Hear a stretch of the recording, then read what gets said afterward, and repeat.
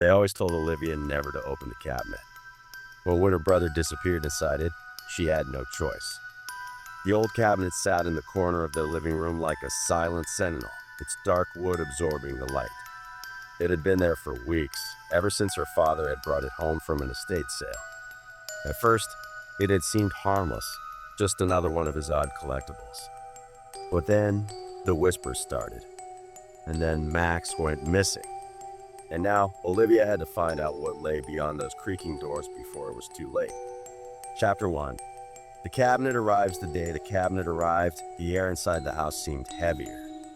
Olivia didn't believe in ghosts or curses, but something about the furniture unsettled her. Maybe it was the way the wood seemed unnaturally dark, as if it had absorbed centuries of shadows.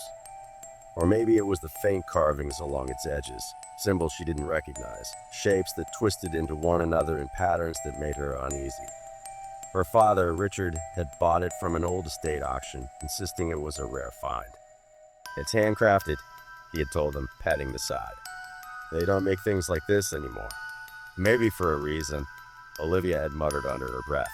Max, her younger brother, was immediately fascinated. He was 11, with a boundless curiosity that often got him into trouble. "It looks like something out of a magician's act," he said, running his fingers along the cabinet's doors. "Like one of those disappearing tricks." Olivia shuddered. "Yeah, let's not test that theory." Chapter 2. Strange occurrences. Started small. Doors creaking in the middle of the night. Objects shifting ever so slightly when no one was looking.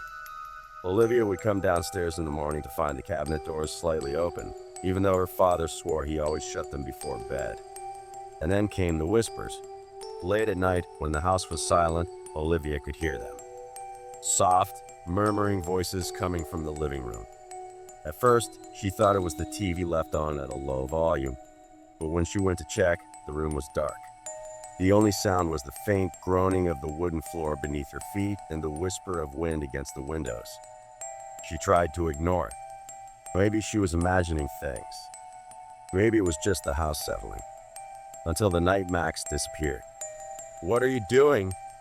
she asked, her voice barely above a whisper. He turned to her, smiling. But there was something off about his expression. Something empty. "I want to see what's inside," he said. Before she could stop him, he stepped inside.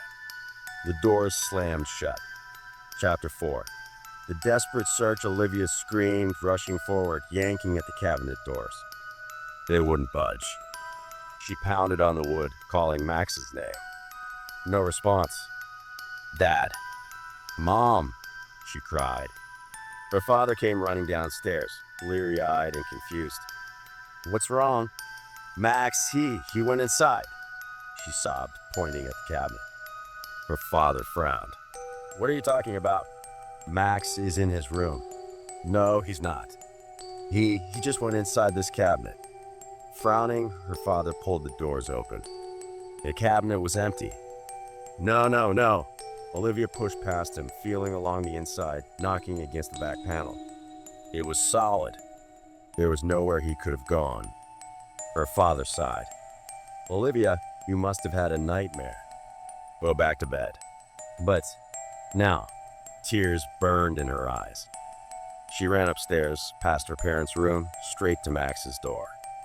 She threw it open, and there he was, lying in bed, his face pale, his chest rising and falling in slow, shallow breaths. Something was wrong. Chapter 5. Not Max. Olivia approached slowly. "Max," he didn't move. She reached out and shook him gently. His eyes snapped open. They were black, completely black. She stumbled backward, her breath hitching. "Max," he grinned. A slow, unnatural smile that didn't belong to an 11-year-old boy. "Go back to sleep, Olivia." His voice wasn't right. It was layered, as if two voices were speaking at once. One his, one something deeper, something ancient. Olivia fled. She ran to her father, shaking him awake, but when they went back to Max's room, he was normal again. His eyes were brown. His expression was confused. "Why are you looking at me like that?" She didn't sleep that night. Chapter 6. The truth about the cabinet. Determined to find answers, Olivia researched the cabinet. After days of searching, she found an old newspaper article online. Family vanishes without a trace in Blackwood Manor, only cabinet remains. The story was chilling. The family who had once owned the cabinet had disappeared one by one, all except for the youngest daughter, who was found whispering to it. When authorities tried to remove her, she screamed, "They're inside! They're inside!" before vanishing herself. Olivia's blood ran cold. She knew what she had to do. Chapter 7. The final confrontation that night, Olivia waited until the house was asleep. Then, gripping a flashlight, she approached the cabinet. Taking a deep breath, she stepped inside. Darkness swallowed her whole. She fell, tumbling through an endless void. Shadows wrapped around her, whispering her name. Then she saw them, dozens of faces, eyes wide with terror, trapped in the swirling abyss. And among them, Max. "Olivia, help me!" he cried. She reached for him, but skeletal hands grabbed her wrists, pulling her down. A voice echoed through the void. "You opened the door. Now you belong to us." With a final, desperate scream, Olivia yanked Max free and kicked against the darkness. The cabinet doors burst open, and they tumbled onto the living room floor, gasping for breath.